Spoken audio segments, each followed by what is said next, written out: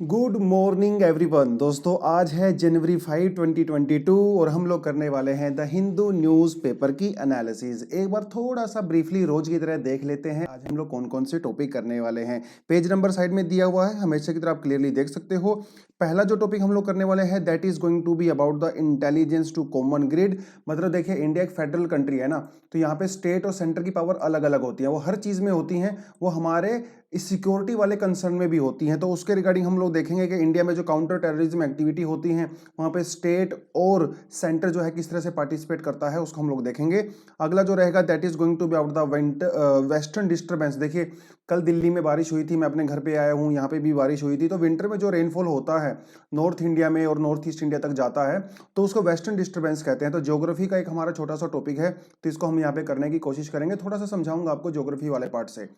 उसके बाद हम लोग करेंगे कैमराज इन द स्पास। जो मसाज सेंटर होते हैं, जो स्पा होते हैं, क्या यहाँ पे कैमरा लगाया जाना चाहिए, इसके बारे में एक हाई कोर्ट का डिसीजन आया है बहुत जबरदस्त, जिसके बारे में हम लोग बात करेंगे। राइट टू प्राइवेसी, मतलब हम लोग बात करने वाले हैं आर्टिकल 21 के बारे में।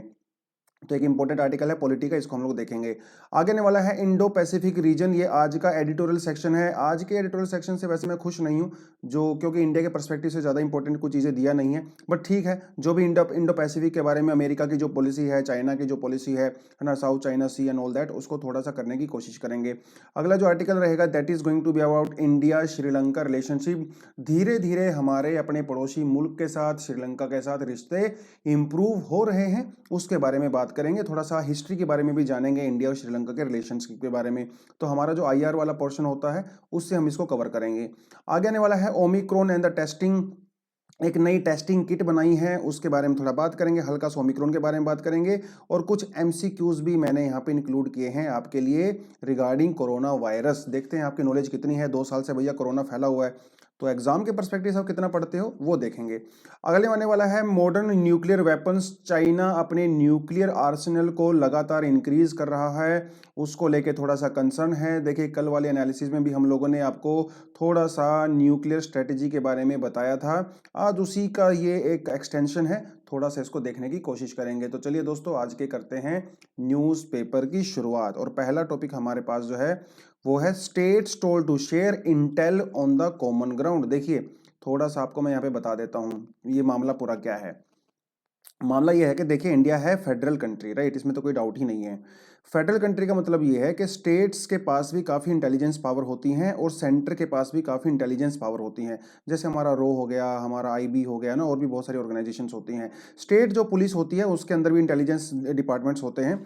तो होता क्या है, जो काउंटर टेररिज्म एक्टिविटीज़ होती हैं तो उसमें अगर आपको प्रॉपर तरीके से इंप्लीमेंट उसको करना है या प्रॉपर तरीके से आपको स्ट्रेटेजी बनानी है, तो डेफिनेटली सेंटर और स्टेट के बीच में इंफॉर्मेशन शेयर होनी चाहिए, है ना। देखिए एक कुछ साल का एग्जांपल देता हूँ। एक टेररिस्ट हुआ करता था, उसका नाम था टुंडे। वैसे तो नाम कुछ और था उसका, लेकिन उसको वैसे टुंडे कहते थे। अब ये टुंडे भाई साहब जो है ना, जब पार्लियामेंट पे अटैक हुआ और कई सारी एक्टिविटी के अंदर ये इन्वॉल्व थे। अब हुआ ऐसा कि 2002 के दौरान टुंडे को वेस्ट बंगाल की पुलिस ने अरेस्ट कर लिया, ठीक है। और अरेस्ट करने के बाद अब ये सेंटर की हिट लिस्ट में था। उसके बावजूद भी, क्योंकि देखिए वेस्ट बंगाल की पुलिस ने इसको किसी और मामले में अरेस्ट किया था, छोटा मोटा कोई चोरी वोरी का केस रहा होगा, लेकिन 2002 में उसको 2-3 महीने जेल में रखा और उसके बाद उसको बेल मिल गई और वो आराम से छूट गया। लेकिन उसी दौरान वो सेंटर की हमारी हिट लिस्ट में था, मोस्ट वांटेड लिस्ट में था। लेकिन क्योंकि सेंटर के बीच में और स्टेट के बीच में कोई आपस में डेटाबेस को शेयर करने का इंफ्रास्ट्रक्चर ही नहीं था, इसलिए सेंटर को पता ही नहीं चला कि टुंडे को गिरफ्तार कर लिया गया है और वेस्ट बंगाल में है। सपोज करो अगर उस टाइम सेंटर को पता चल जाता तो क्या वो अरेस्ट नहीं होता? 100% होता। उस भाई साहब को बाद में 2014-15 में अपनी फैमिली के साथ नेपाल में अरेस्ट किया गया, और 2002 से लेके 2014 के बीच में बहुत सारी टेररिस्ट एक्टिविटी के अंदर वो इन्वॉल्व था। अब आप इमेजिन कर सकते हो कि किस तरह से सेंटर और स्टेट के बीच में जो इंटेलिजेंस शेयर नहीं हो पाती है, उसकी वजह से कितने क्रिमिनल्स, कितने टेररिस्ट लोग जो हैं वो इसका फायदा उठा लेते हैं, लूप होल्स का। तो ये जो पूरा का पूरा मामला है उसी को लेके है कि देखिए इंडिया फेडरल कंट्री है, डेफिनेटली स्टेट और सेंटर के पास अलग अलग पावर्स हैं। लॉ एंड ऑर्डर जो है वो स्टेट का मामला है, उसके बावजूद भी सेंटर और स्टेट के बीच में आपस में इंटेलिजेंस शेयर होनी चाहिए अगर इंडिया को प्रॉपर तरीके से सिक्योर आपको करना है तो, ठीक है। तो हुआ ये, इसके लिए कमेटी बनाएगी जिसे कहा जाता है मल्टी एजेंसी सेंटर। ये आपने याद रखना है, मल्टी एजेंसी सेंटर, क्योंकि देखिए जीएस पेपर 3 में हमारा जो इंटरनल सिक्योरिटी वाला पोर्शन है उसको हम यहाँ वहाँ से सारी चीज़ें पढ़नी होती हैं। जो कारगिल वॉर जब हुआ था ना, तो कारगिल वॉर में कई बार हम लोगों ने ऐसी चीज़ देखी कि हमारा थोड़ा सा इंटेलिजेंस फेलियर हो गया। तो कारगिल वॉर के बाद जो हम लोगों ने कारगिल वॉर रिव्यू कमेटी बनाई थी, उस रिव्यू कमेटी ने जो है मल्टी एजेंसी सेंटर को एस्टेब्लिश करने की बात कही गई थी, और फाइनली हम लोगों ने इसको एस्टेब्लिश किया।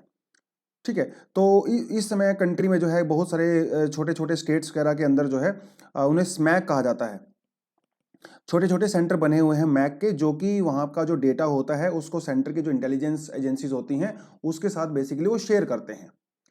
पहले हमारे यहाँ पे जो सबसे पुरानी जो इंटेलिजेंस एजेंसी है वो है हमारी आईबी, जो अंग्रेजों के समय में बनाई गई थी, इंटेलिजेंस ब्यूरो। इंटेलिजेंस ब्यूरो पहले इंडिया में इंटरनल सिक्योरिटी का काम भी करते थे और एक्सटर्नल सिक्योरिटी का काम भी करते थे। तो ये जो मैक को जो ऑपरेट किया जाता है वो बेसिकली आईबी के थ्रू ही किया जाता है।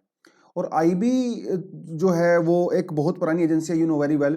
आईबी को जो पहले तो क्या हुआ था, जब 1962 में इंडिया का वॉर हुआ और 1965 में जब इंडिया पाकिस्तान का वॉर हुआ, या इंडिया चाइना का वॉर हुआ, तो आईबी का जो है वो प्रॉपर तरीके से इंटेलिजेंस नहीं दे पाया, और जिसकी वजह से हमें काफ़ी फेलियर का सामना भी करना पड़ा।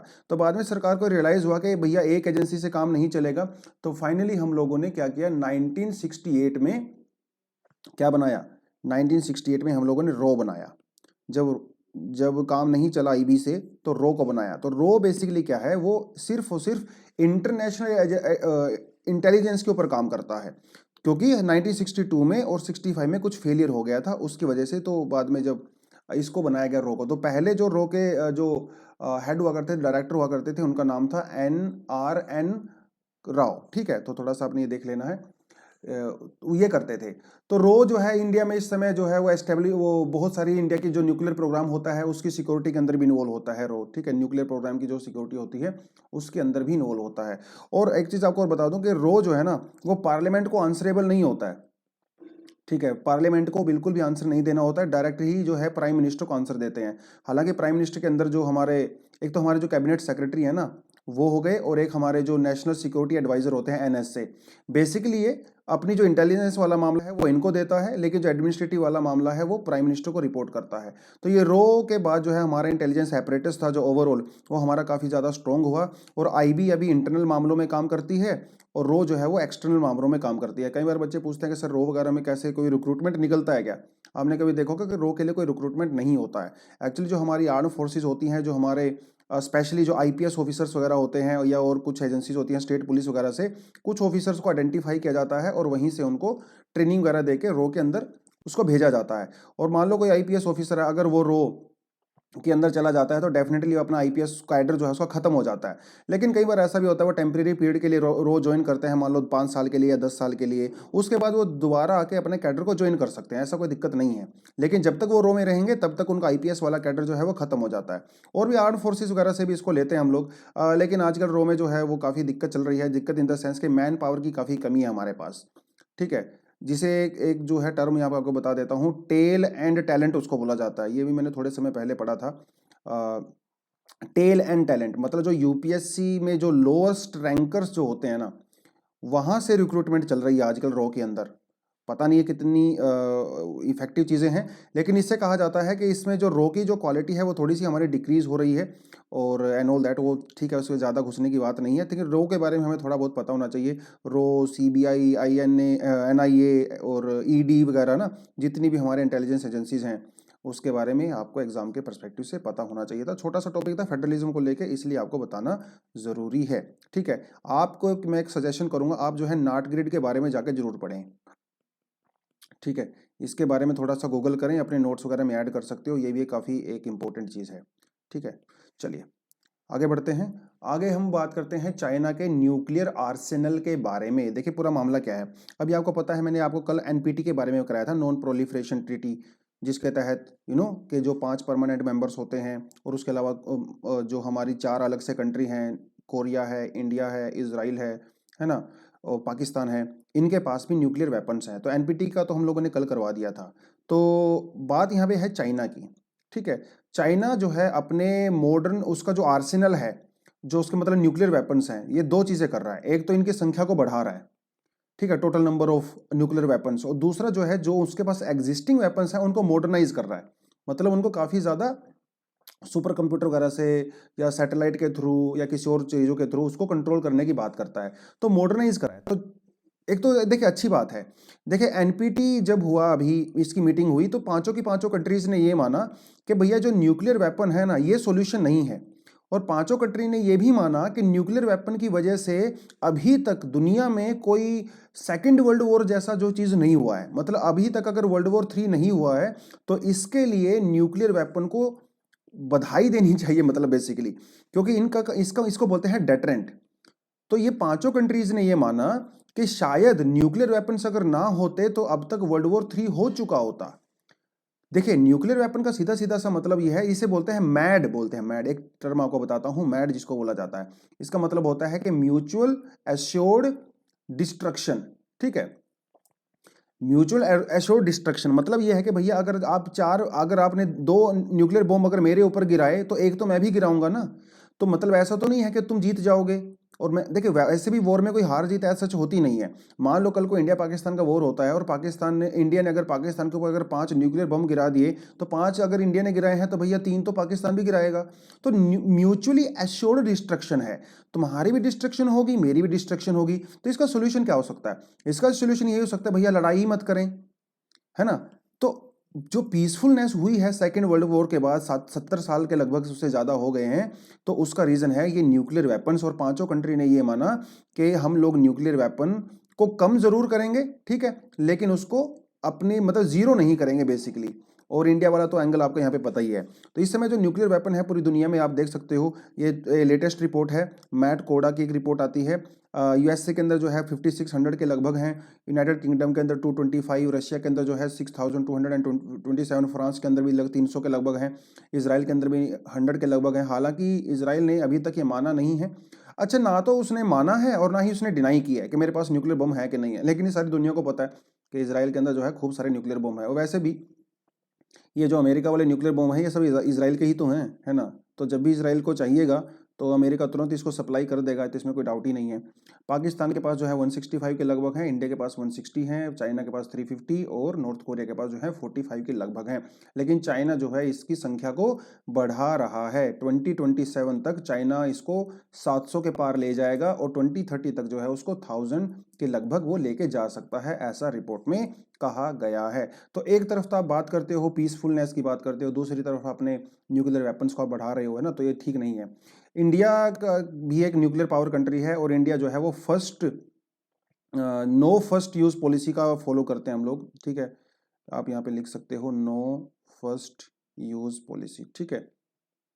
ये इंडिया की पॉलिसी है। इंडिया का कहना है कि भैया हम लोग किसी भी कंट्री के ऊपर सबसे पहले अटैक नहीं करेंगे, लेकिन अगर किसी ने अगर हमारे ऊपर अटैक किया तो फिर इसको हम लोग छोड़ेंगे नहीं, ये इंडिया की पॉलिसी है। चाइना भी नो फर्स्ट यूज पॉलिसी को ही फॉलो करता है, लेकिन पाकिस्तान के पास अभी इस तरह की कोई भी पॉलिसी नहीं है। जब भी छोटा मोटा झगड़ा होता है इंडिया पाकिस्तान के बीच में, तो पाकिस्तान हमेशा ही जो है न्यूक्लियर वेपन को यूज करने की धमकी देता रहता फालतू की। खैर, लेकिन इंडिया की रिस्पॉन्सिबल कंट्री है ना, इंडिया पाकिस्तान जैसा पागल थोड़ी है। तो हम लोगों ने नो फर्स्ट यूज़ पॉलिसी को यहाँ पे फॉलो किया हुआ है, क्योंकि 1974 में और बाद में 1998 में जब हम लोगों ने न्यूक्लियर टेस्ट किए तो इंडिया ने कहा कि ये भैया पीसफुल पर्पस के लिए है, हमारा किसी से झगड़ने का कोई मतलब नहीं है। लेकिन एक तरफ हमारे पाकिस्तान है, दूसरी तरफ हमारे चाइना है, तो इतने अगर हमारे पास अच्छे पड़ोसी हैं तो भैया हमारे पास अपनी सिक्योरिटी के लिए कुछ तो होना चाहिए ना। तो इसीलिए इंडिया ने अपने न्यूक्लियर वेपन प्रोग्राम को बनाया। हालांकि इंडिया के ऊपर बहुत सारे सैंक्शंस लगा दिए गए थे, इसमें कोई डाउट नहीं है, अभी भी लगे हुए हैं, लेकिन फिर भी हम लोग ना, नेशनल सिक्योरिटी भैया सबसे बड़ी चीज़ होती है। तो थोड़ा सा ये आर्टिकल था, इंडिया वाला एंगल मैंने यहाँ पे फालतू में घुसा दिया आपको बताने के लिए। आर्टिकल के अंदर इंडिया वाला एंगल कहीं भी डिस्कस नहीं किया गया, मैंने थोड़ा सा आपको ऐसे एक्स्ट्रा बता दिया है। खैर आगे बढ़ते हैं। कल जो है बारिश हुआ था यहाँ पे, पानीपत, सोनीपत, करनाल, दिल्ली में भी कल बारिश हुआ। तो विंटर में जो रेनफॉल होता है वो किसकी वजह से होता है? वो होता है वेस्टर्न डिस्टरबेंस की वजह से। अब ये वेस्टर्न डिस्टरबेंस का मतलब आप समझ ही गए हो कि ये डिस्टरबेंस होती है, मतलब ठंडी में बारिश होना, डिस्टरबेंस ही हुआ ना। और कहाँ से आती है ये डिस्टरबेंस? ये आती है वेस्टर्न से, वेस्ट साइड से आती है, मतलब भैया आपका मेडिटेरेनियन सी से ओरिजिनेट होता है। देखिए थोड़ा सा आपको बता देता हूँ, ज्योग्राफी का टॉपिक है, वैसे तो आपको ये पता ही है। ये है आपका क्या, ये आपकी प्रेशर बेल्ट्स है ना। ये बीच में चलती हैं कौन सी? ईस्टर्ली विंड्स, ईस्टर्ली विंड चलती हैं। ट्रॉपिक्स के बीच में, और ये ऊपर चलती हैं वेस्टर्ली विंड्स, है ना, ट्रॉपिक्स के ऊपर, और फिर ऊपर से ईस्टर्ली विंड चलती हैं। तो ये आपको पहले से पता ही है। तो ये है मेडिटेरेनियन ओशन। मेडिटेरेनियन ओशन जो है वो विंटर में किसके अंदर में आता है, वो आता है वेस्टर्ली विंड्स के अंदर में आता है। ठीक है, तो यहाँ पे जो वेस्टर्ली विंड आपको नजर आ रही है ना, ये वाली ऊपर वाली, ये इस समय मेडिटेरेनियन ओशन में चलती हैं, मतलब फ्रॉम वेस्ट टू ईस्ट। ठीक है, इस तरह से चलती हैं। अब देखिए इंडिया में क्या है, यहाँ पे तो है हाई प्रेशर है ना, तो उसको बताने की जरूरत नहीं है। और मेडिटेरियन ओशन में क्या है, यहाँ पे ऊपर की तरफ अगर आप देखोगे तो पोलर रीजन पड़ता है ना, ऊपर है पोलर रीजन और नीचे है लगभग ट्रॉपिकल रीजन। अब ट्रॉपिकल रीजन और पोलर रीजन, यहाँ के जो एयर मास हैं वो आपस में कनेक्ट होते हैं, आपस में कन्वर्ज करते हैं। और यू वेरी वेल नो, ऊपर वाला जो कोल्ड एयर मास है जो पोल से आता है, और नीचे जो ट्रॉपिकल से जो वार्म एयर मास आता है, तो जब दो एयर मास आपस में मिलते हैं तो क्या होता है, एक हमारा कोल्ड एयर मास होता है और एक हमारा वार्म एयर मास होता है। तो जब ये दोनों आपस में कन्वर्ज करते हैं तो warm air mass cold air mass के ऊपर राइज करता है, इस तरह से, है ना, जिसे हम लोग फ्रंट्स भी बोलते हैं। ये ज्योग्राफी का बिल्कुल बेसिक टॉपिक है आपका। और ये ऊपर जाके क्लाउड वगैरह बनाते हैं, रेनफॉल होता है। तो इसी तरह के फ्रंट जो है वो यहाँ पे मेडिटेरेनियन ओशन में बनते हैं। ठीक है, अब मेडिटेरेनियन ओशन में फ्रंट बन गया। अब फ्रंट बनने के बाद क्या होगा, फ्रंट बनने के बाद ये जो वेस्टर्ली विंड्स होती हैं, ये इन साइक्लोन्स को जो है वेस्ट से ईस्ट की तरफ लेके जाती हैं। तो ये जो डिस्टर्बेंस जो साइक्लोन क्रिएट होते हैं ना, ये ट्रॉपिकल साइक्लोन नहीं है, ये एक्स्ट्रा ट्रॉपिकल साइक्लोन है। ठीक है, कुछ लोग इसको टेम्परेट साइक्लोन भी बोल सकते हैं, आप इसे टेम्परेट साइक्लोन भी बोल सकते हो, कुछ लोग इसे सब ट्रॉपिकल साइक्लोन भी बोलते हैं। तो जो आपका मन करे आप वो बोल सकते हो। वैसे तो एक्स्ट्रा ट्रॉपिकल जो है सबसे बढ़िया टर्म होती है इसको यूज करने के लिए। तो ये एक्स्ट्रा ट्रॉपिकल साइक्लोन जो मेडिटेरेनियन ओशन में कन्वर्ट होते हैं, मतलब यहाँ पे पैदा होते हैं, उसके बाद ये ईस्ट की साइड में चलना शुरू करते हैं। तो आपका जो कैस्पियन सी है, जो ब्लैक सी है, यहाँ से थोड़ा सा मॉइस्चर कैरी करते हैं और आते हैं इंडिया की तरफ। ठीक है, तो ये इंडिया में घुस जाते हैं। तो इंडिया में क्या है भैया, यहाँ पे है इतना बड़ा हिमालय, तो हिमालय भी तो एक्टिंग करेगा ना। अब देखिए विंटर में क्या होता है हिमालय में, हिमालय में जो है थोड़ा आपको दिखा देता हूँ मैप बना के। ठीक है, तो इसको ऐसे ही ले लेता हूँ मैं हल्का सा। तो ये आपका यहाँ पे हिमालय है, तो उस तरफ से हमारी जो जेट स्ट्रीम चलती है ना, ये क्या होती है, देखिए यहाँ पे हिमालय में टकरा के जो है दो हिस्सों में डाइवर्ट हो जाती है। तो वेस्ट, ये जो हमारी जेट स्ट्रीम होती है, एक इसका एक हिस्सा होता है हिमालय के साउथ में और दूसरा हिस्सा होता है तिब्बत के नॉर्थ में। इस तरह से चलती है। अब ये विंटर वाला सीन है। ठीक है, विंटर में इसी समय जो है यहाँ से वो ट्रॉपिकल वो एक्स्ट्रा ट्रॉपिकल साइक्लोन भी चल रहे हैं। तो ये जेट स्ट्रीम से होते हुए और वेस्टर्ली जो हमारी विंड्स हैं उससे होते हुए ये साइक्लोन इंडिया में एंट्री करते हैं। तो इंडिया में जो जेट स्ट्रीम के सदर्न वाली ब्रांच है ना, इसकी हेल्प लेके ये नॉर्थ इंडिया में एंट्री करते हैं। तो हमारा जो जम्मू कश्मीर, हिमाचल, उत्तराखंड, उधर दिल्ली, हरियाणा, पंजाब, यूपी, बिहार और इवन आसाम तक चली जाती हैं। तो ये वेस्टर्ली जो जेट स्ट्रीम थी और ये यहाँ से एक्स्ट्रा ट्रॉपिकल जो साइक्लोन क्रिएट होते हैं उसकी हेल्प से इंडिया के इस हिस्से में बारिश होती है विंटर के समय में, जिसे कहा जाता है वेस्टर्ली डिस्टर्बेंस। तो 20 to 30% जो रेनफॉल होता है वो विंटर में होता है। बाकी बचा हुआ जो 80% रेनफॉल होता है वो हमारा जब समर में हमारी जो मॉनसून आती है उस समय होता है। तो ये होता है हमारा सिंपल सा वेस्टर्ली डिस्टर्बेंस के बारे में। ठीक है, बस आपको हल्का सा ये पता होना चाहिए कि भैया ये क्या है, ये एक्स्ट्रा ट्रॉपिकल साइक्लोन है। कई बार बच्चे कंफ्यूज हो जाते हैं। ठीक है, और साइक्लोन का मतलब क्या होता है, साइक्लोन का मतलब होता है लो प्रेशर। ठीक है, क्योंकि जहाँ पे फ्रंट्स बनते हैं वहाँ पे हमेशा लो प्रेशर क्रिएट हो जाता है, क्योंकि यहाँ पे दो एयर मास जो है मिलते हैं। तो नॉर्थ से आने वाला कोल्ड एयर मास और साउथ से आने वाला लगभग वार्म एयर मास, दोनों आपस में मिलते हैं तो फ्रंट्स बनता है। ज्योग्राफी का टॉपिक है, 2-3 घंटे का टॉपिक है, और मुझे पता है कि आप लोग एनसीईआरटी पहले से कर चुके हो, आपके बेसिक्स क्लियर हैं, इसीलिए मैंने आपको थोड़ा थोड़ा सा फास्ट तरीके से बता दिया है, सिर्फ एक रिवाइज करवाने के लिए। ठीक है, चलिए अगली जो न्यूज़ आती है दोस्तों वो आती है कहाँ से लेके, ओमिक्रॉन को लेके। ठीक है, तो ICMR जो है उसने एक टेस्टिंग किट को अप्रूव किया है और इसका नाम है ओमिशोर। ठीक है, क्या नाम है, ओमिशोर, याद रख लेना है। किसने इसको बनाया है, इसने बनाया है टाटा ने। ठीक है, टाटा की कोई मेडिकल रिसर्च टीम है, उसने इसको बनाया है, ओमिशोर, याद रखना है। ये क्या करते हैं, this kit will be use to confirm Omicron in the patient with the S gene target failure, SGTF। देखिए पूछ सकता है एग्जाम में, ये एस जीन टारगेट फेलियर क्या होता है। देखिए थोड़ा आपको बताता हूँ। जैसे पहले डेल्टा हमारे पास आया, गामा, थीटा, बीटा, दुनिया भर के हमारे पास वेरिएंट आ चुके हैं। तो इसको डिटेक्ट पता कैसे किया जाता है, जो हमारे पास जो मशीन होती है ना, इस मशीन के अंदर हम लोग क्या करते हैं, जब हम लोग ब्लड सैंपल लेते हैं तो अगर आपके ब्लड में वायरस है तो उस वायरस को जो जेनेटिक स्ट्रक्चर होता है, वायरस के अंदर जो जीन्स होते हैं वो भी इस मशीन के अंदर चले जाते हैं। और जीन्स ना इस तरह से होते हैं, ठीक है, ये इस तरह से जीन्स होते हैं हमारे, और यहाँ पे अलग अलग तरह के प्रोटीन्स होते हैं। तो जैसे ही वो मशीन के अंदर अगर वो वायरस वाला प्रोटीन है तो उसको वो डिटेक्ट कर लेता है। जैसे यहाँ पे स्पाइक प्रोटीन होता है, ठीक है, उसको वो कर लेता है डिटेक्ट। उसको डिटेक्ट करने के बाद वो बता देता है कि भाई आपके ब्लड में कौन सा जीन है, और इस जीन के हिसाब से बता सकता है कि आपके अंदर कौन सा वेरिएंट है। क्योंकि जितने भी वेरिएंट होते हैं ना, जैसे alpha beta gamma theta delta Omicron, सभी के अंदर जो है जेनेटिक वेरिएशन अलग अलग होती हैं, तभी तो म्यूटेशन होता है ना। तो डेल्टा के अंदर म्यूटेशन अलग होती है, ओमिक्रॉन के अंदर अलग होती है। तो यहाँ पे हमारे पास जो है कई सारे जीन्स होते हैं। देखिए, तो कुछ एग्जाम्पल आपको बता देता हूँ, स्लाइड में मैंने ऐड नहीं किया, बस वैसे बता देता हूँ। जैसे हमारे पास कुछ जीन्स होते हैं, जैसे एस जीन होता है हमारे पास, ठीक है, एक होता है हमारे पास एस जीन, एक होता है हमारे पास ओ आर एफ जीन, एक होता है एन जीन, ठीक है, एक होता है हमारे पास R D R P gene. अब हाँ, ये मशीन जो होती है ना, टेस्टिंग किट होती है, ये इनको डिटेक्ट कर लेती हैं। लेकिन अनफॉर्चुनेटली जो ओमिक्रॉन वाले केस में एस जीन डिटेक्ट ही नहीं हो पा रहा है।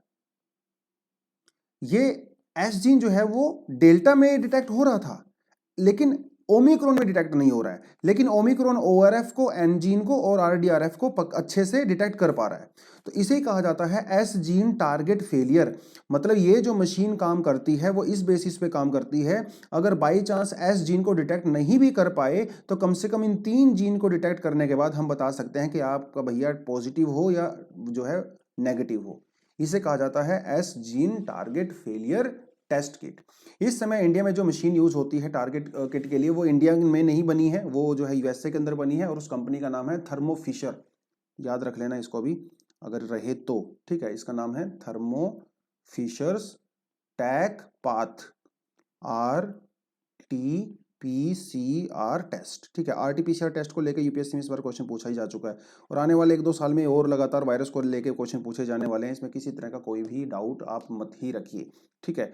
तो ये था इसके बारे में। तो आईसीएमआर ने फाइनली इसको अप्रूव कर दिया है। तो आईसीएमआर भी बहुत ज़्यादा न्यूज़ में रहता है, थोड़ा बहुत आपको आईसीएमआर के बारे में पता होना चाहिए, थोड़ा गूगल वगैरह कर सकते हो, उसको पढ़ सकते हो, ठीक है। आईसीएमआर जो है इंडिया में बहुत पुरानी एजेंसी है, इवन दुनिया की सबसे पुरानी एजेंसीज में से गिनी जाती है। 1911 में भैया अंग्रेजों के समय में इसको एस्टेब्लिश किया गया था, ठीक है, आईसीएमआर को। और उस समय तो खैर इसका नाम आईसीएमआर नहीं था, उसका नाम कुछ और हुआ करता था। बाद में 1950s में हम लोगों ने इसका नाम जो है आईसीएमआर कर दिया है।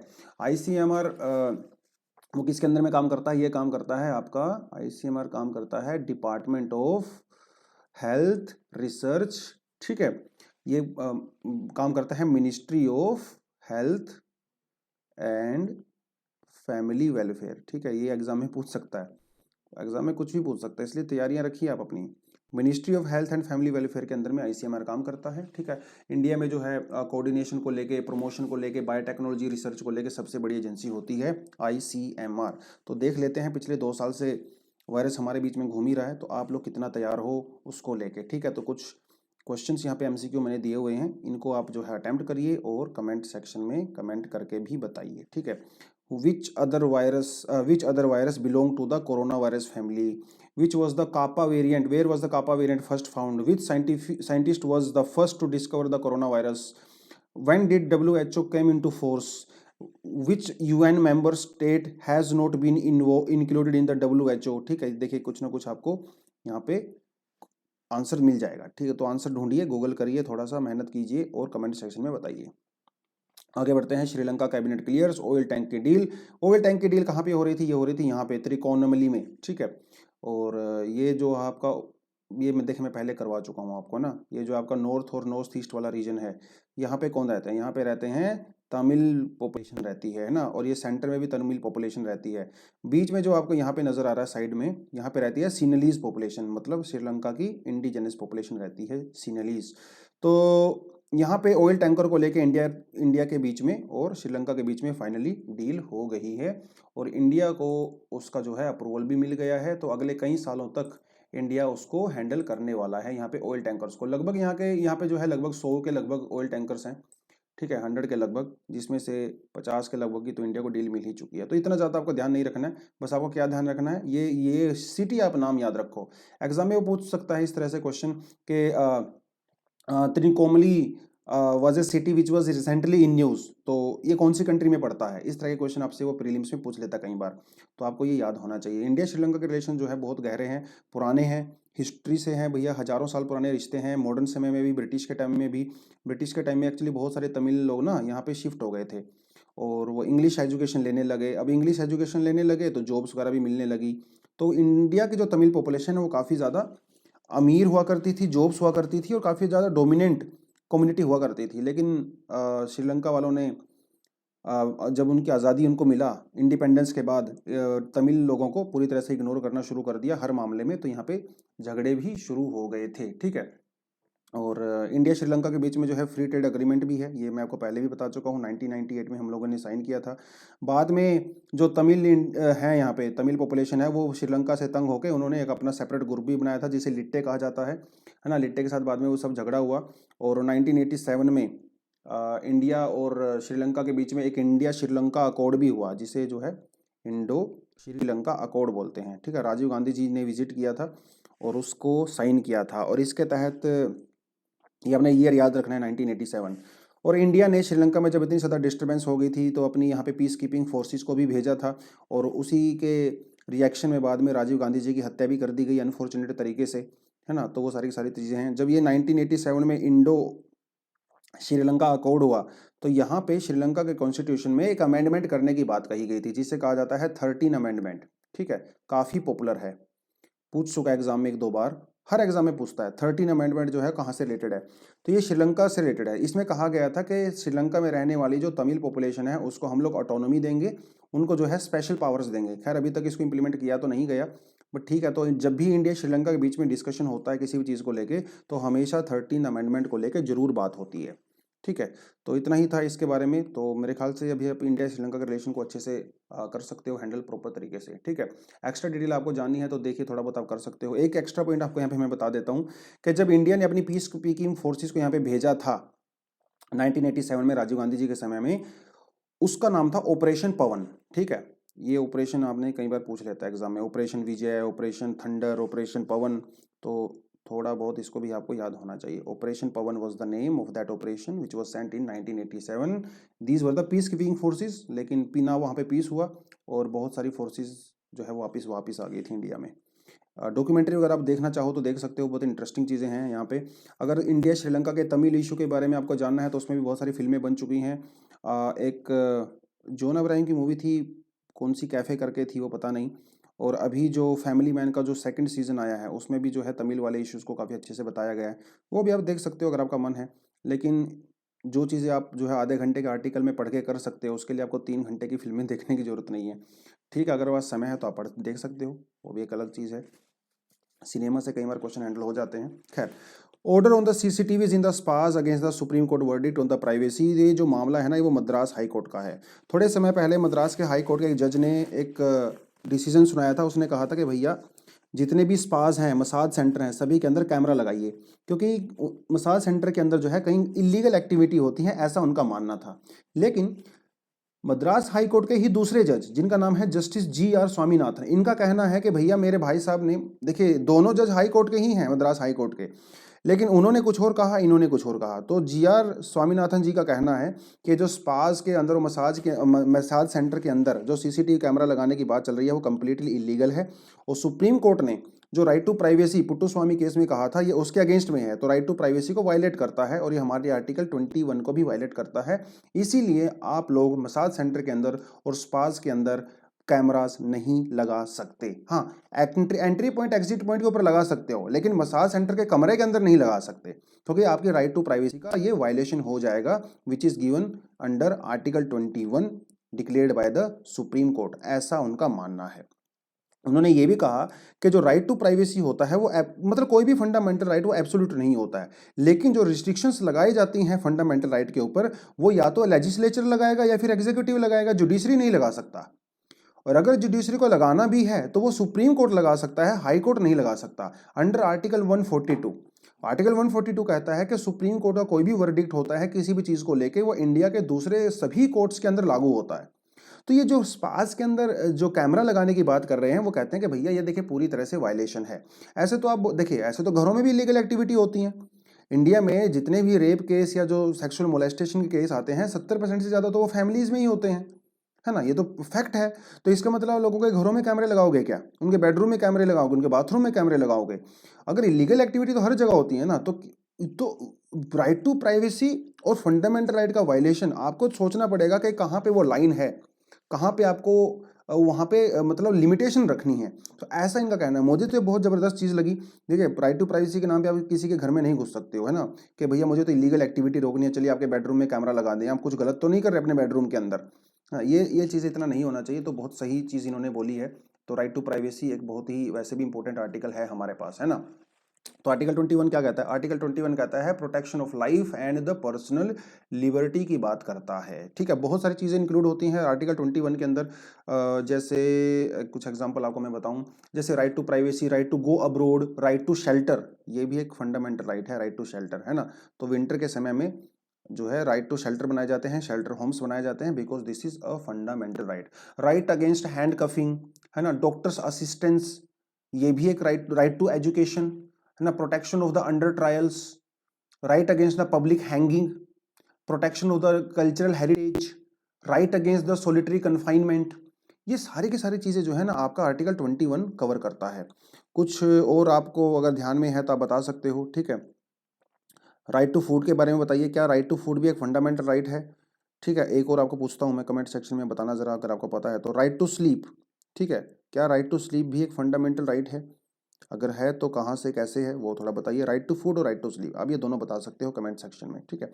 तो इसको लेके ही था। आप अपने खुद के पर्सनल विचार भी बता सकते हो कि भैया जो स्पास वगैरह के अंदर जो मसाज सेंटर के अंदर जो इलीगल एक्टिविटी होती है, तो क्या वहाँ पे सीसीटीवी लगाना सही है कि नहीं है? क्योंकि अगर यहाँ पे सीसीटीवी कैमरा लगेगा तो कल को फिर आपकी घर सरकार जो है आपके घर पे भी लगा सकती है। चलिए आगे बढ़ते हैं। ये है आज का एडिटोरियल सेक्शन जो बात करता है इंडो पैसिफिक रीजन के बारे में। इंडो पैसिफिक रीजन बहुत ज़्यादा न्यूज़ में रहता है। पहले लोग पैसिफिक ओशन की बात करते थे, इंडियन ओशन की बात करते थे। आजकल हम लोगों ने क्या किया, दोनों को कंबाइन कर दिया। तो ये जो पैसिफिक वाला रीजन है और जो इंडियन ओशन वाला रीजन है, इनको दोनों को कहा जाता है क्या?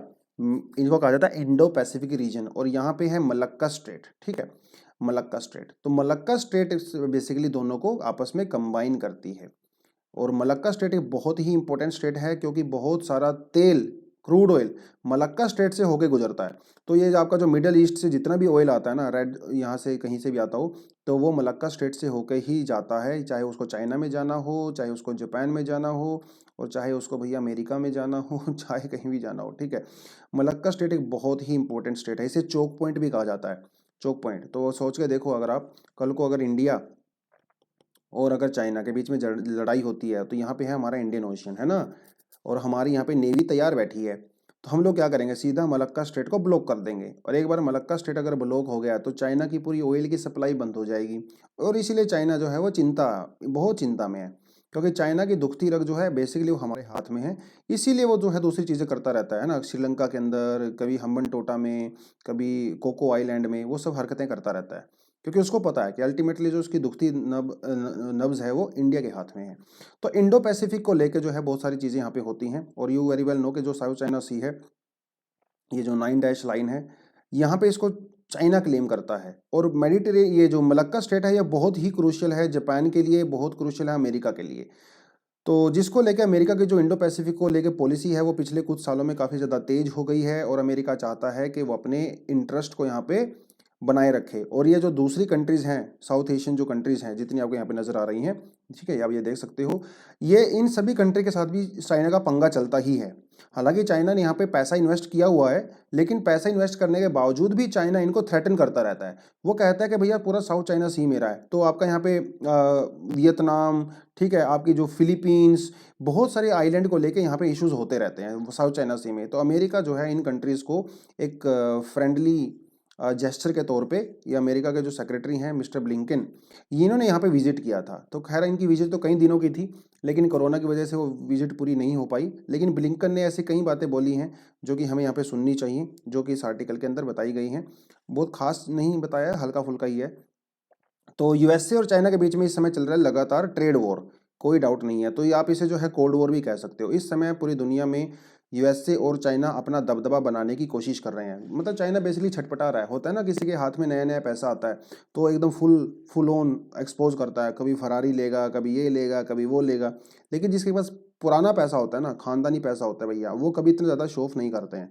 तो चाइना ऐसा ही है, अभी नई नई पावर उसके हाथ में आई है, पैसा बना है, तो वो छटपटा रहा है अपनी डोमिनेंस को दिखाने के लिए। लेकिन है ना, तो वो थोड़ी चीज़ें चल रही हैं। तो यूएसए और चाइना जो है, यूएसए के पास जो है जो बीआरआई है उसका बिल्ट एंड रोड इनिशिएटिव है ना, तो जो उसका बेल्ट एंड रोड इनिशिएटिव है जिसके तहत वो बहुत सारी कंट्रीज़ में अंदर पैसा इन्वेस्ट करता है। एशियन कंट्री के अंदर इन्वेस्ट करता है, जैसे कंबोडिया, लाओस, फिलीपींस वगैरह, हर जगह उसने इन्वेस्ट कर रखा है। तो एशियन कंट्री है जैसे हमारा यहाँ पे Thailand, Cambodia, Laos, Malaysia, Philippines, Indonesia, Brunei, सब एशियन कंट्री हैं। पैसा तो इन्वेस्ट वो करता है, लेकिन साथ के साथ उनको धमकाता भी रहता है, क्योंकि चाइना की जो डेट ट्रैप पॉलिसी है उसके तहत वो इन कंट्री को सस्ते दामों पे लोन देता है, और जब वो लोन नहीं चुका पाते तो उनको धमकाता है, और उनके किसी ना किसी लैंड को जो है वो 99 ईयर्स के लिए लीज पे ले लेता है, पोर्ट्स को या किसी भी चीज़ को। उन कंट्रीज को भी इस बात का पता है, इसीलिए वो भी चाइना के जो है अल्टरनेटिव ढूंढ रहे हैं। और चाइना का अल्टरनेटिव क्या हो सकता है? अमेरिका हो सकता है। ठीक है, तो अमेरिका ने भी बहुत सारे प्रोजेक्ट यहाँ पे लिए हैं, जैसे blue dot network, build back better. ठीक है, बहुत सारी इन्वेस्टमेंट भी उन्होंने साउथ ईस्ट एशिया में की हुई हैं, और फ्यूचर में और भी ज़्यादा करेंगे। और फ्रीडम ऑफ नेविगेशन, देखिए फ्रीडम ऑफ नेविगेशन ये बहुत बड़ा कॉमन रहता है। फ्रीडम ऑफ नेविगेशन का मतलब ये होता है कि जैसे यहाँ पे साउथ चाइना सी है, तो साउथ चाइना सी को चाइना क्लेम करता है। क्लेम करने का मतलब ये नहीं है कि वो उसको रिकॉग्नाइज कर लिया है दुनिया ने कि हाँ भैया साउथ चाइना सी तुम्हारा है। तो अमेरिका वाले क्या करते हैं, कभी कभी यहाँ साउथ चाइना सी से जो है अपने शिप्स वगैरह लेके आते हैं यहाँ से, और वो चाइना को दिखाते हैं कि भैया देखो हम हैं अभी। ठीक है, आपकी आपके बाप का नहीं है ये साउथ चाइना सी, ये सबका है। तो इसीलिए पूरी दुनिया में फ्रीडम ऑफ नेविगेशन प्रॉपर तरीके से होती रहे, तो चाइना वाले कभी कभी साउथ चाइना के सी से अंदर एंट्री करते हैं, और मलक्का स्टेट से होते हुए इंडिया में जो है चाय पानी पीते हुए अफ्रीका से होते हुए और निकल जाते हैं। इसे बोलते हैं नेविगेशन। ठीक है, फ्रीडम ऑफ नेविगेशन। तो फ्रीडम ऑफ नेविगेशन को इंश्योर करने के लिए ये जो कंट्रीज हैं ये यूएसए के ऊपर डिपेंड करती हैं। अब आप सोच के देखिए, अगर मान लो इन्होंने यहाँ से मूवमेंट को बंद कर दिया, कल को अगर फ्यूचर में साउथ चाइना सी से चाइना ने अगर मूवमेंट को बंद कर दिया, तो ये बेचारी कंट्रीज कहाँ से मूवमेंट करेंगी? ये तो पूरा ब्लॉक हो जाएगा। इसीलिए यूएसए के ऊपर डिपेंड करती हैं कि भैया आप जो है चाइना को उसकी औकात दिखाते रहिए टाइम टू टाइम, ताकि हमारी भी जो है फ्रीडम ऑफ नेविगेशन बनी रहे। तो फ्रीडम ऑफ नेविगेशन के तहत, और क्वाड, हाँ, क्वाड के अंदर जो चारों कंट्री हैं, इंडिया, जापान, यूएसए और ऑस्ट्रेलिया, इन्होंने भी जो है 50 बिलियन से ज़्यादा का डॉलर यहाँ पे इन्वेस्ट किया हुआ है। और ब्लिंकन ने कहा है कि हम लोग फ्यूचर में यहाँ पे और भी ज़्यादा इन्वेस्टमेंट करेंगे। लेकिन क्वाड की इन्वेस्टमेंट में और चाइना की इन्वेस्टमेंट में फ़र्क है ना। चाइना की जितनी भी इन्वेस्टमेंट होती है वो सीक्रेट इन्वेस्टमेंट्स होती हैं, कभी भी पब्लिक डोमेन में नहीं आती। लेकिन क्वाड की जो भी इन्वेस्टमेंट होती हैं वो ओपन होती हैं, ट्रांसपेरेंट होती हैं, तो जनता को पता होता है। चाइना जब किसी कंट्री में इन्वेस्टमेंट करता है तो उसका जो जो वहाँ पे जो वर्कर्स होते हैं, जितनी कंपनीज होती हैं, वो सब चाइना से होती हैं। लेकिन जब क्वाड वाले या यूएसए, इंडिया इन्वेस्टमेंट करता है तो उसकी लोकल पॉपुलेशन को ही हम लोग एम्प्लॉयमेंट देते हैं। तो दोनों की इन्वेस्टमेंट में बहुत ज़्यादा फर्क है ना। तो क्वाड के साथ मिलके भी साउथ ईस्ट एशिया में इंडिया जो है काफ़ी ज़्यादा यहाँ पे इंपॉर्टेंट रोल प्ले कर सकता है। ठीक है, हालांकि चाइना भी अपना कार्ड खेल रहा है, चाइना खूब कार्ड खेल रहा है। जैसे चाइना ने कंबोडिया में और लाओस में ना खूब सारा इन्वेस्टमेंट किया हुआ है। कंबोडिया के अंदर और लाओस के अंदर इतना बिलियंस ऑफ डॉलर का इन्वेस्टमेंट किया हुआ है कि आज के समय में लाओस और कंबोडिया पूरी तरह से चाइना के कर्ज में डूबी हुई हैं। इसका एग्जाम्पल आपको देखने को मिलता है, थोड़े समय पहले कंबोडिया ने और लाओस ने साउथ ईस्ट एशिया के अंदर चाइना को इंक्लूड करने की बात कही थी। हालांकि उसको इंक्लूड नहीं किया गया, उसका मेंबर नहीं है, बट स्टिल आप सोच सकते हो। तो ठीक है, खट्टा मीठा रिलेशनशिप चलता है। देखिए, पैसा एक अलग बात है ना, लेकिन एक नेशनल सिक्योरिटी अलग बात है। आप किसी भी कंट्री में जितना मर्जी पैसा इन्वेस्टमेंट कर लीजिए, लेकिन जब नेशनल सिक्योरिटी की बात आती है तो सभी के सभी अपना सर्वाइवल की बात करते हैं। ऐसे तो जापान भी और चाइना भी है ना। जापान और चाइना जो है आपस में लार्जेस्ट ट्रेडर हैं एक दूसरे के, लेकिन दोनों की बिल्कुल भी नहीं पटती। तो पैसा एक अलग चीज़ है, नेशनल सिक्योरिटी एक अलग चीज़ है ना। तो अमेरिका वाले भाई साहब यही कह रहे हैं कि देखो भैया, इन्वेस्टमेंट अलग अलग चीज़ है, लेकिन जब तुम्हारे सर्वाइवल की बात आती है तो तुम्हें यूएसए के ऊपर डिपेंड होना ही पड़ेगा। और यूएसए एक अच्छा पार्टनर है ना, भरोसा कीजिए। हालांकि यूएसए के ऊपर भरोसा करना इतना आसान नहीं है, बट ठीक है। वो सारे का सारा मामला जो है इस एडिटोरियल सेक्शन में बताया गया था। एडिटोरियल सेक्शन तो और भी दिए हुए थे, लेकिन मुझे कोई खास लगे नहीं। ठीक है, कुछ एडिशनल है यहाँ पे, आप इसको पढ़ सकते हो। एक constitutional validity of the dam safety act है, जो कि साउथ इंडिया से रिलेटेड है ना, पेरियार डैम और वो सब आप यहाँ पे पढ़ सकते हो, इंपॉर्टेंट आर्टिकल है। Apple is the first company जिसने $3 ट्रिलियन की जो है वैल्यू अब भैया $3 ट्रिलियन की तो इंडिया की प्रॉपर इकोनॉमी भी नहीं है, तो इंडिया की पूरी इकोनॉमी से ज़्यादा तो सिर्फ एप्पल की वैल्यूएशन है, सोचने की बात है। $3 ट्रिलियन। उसके बाद ये एक्सप्लेन सेक्शन है, पढ़ना चाहो तो इसको पढ़ सकते हो, अदरवाइज छोड़ना चाहो तो छोड़ सकते हो। आज एक्सप्लेनर सेक्शन में कुछ बढ़िया आया भी नहीं था। चलिए दोस्तों, आज के लिए इतना ही। आई होप आपको ठीक ठाक लगा होगा। थोड़ा मैंने फास्ट करवाया आज, क्योंकि टॉपिक कई सारे थे और एक्स्ट्रा इन्फॉर्मेशन बहुत सारी दिया था आपको। खैर, आज के लिए यहीं पे समाप्त करते हैं। Thank you very much, all the best and जय हिंद।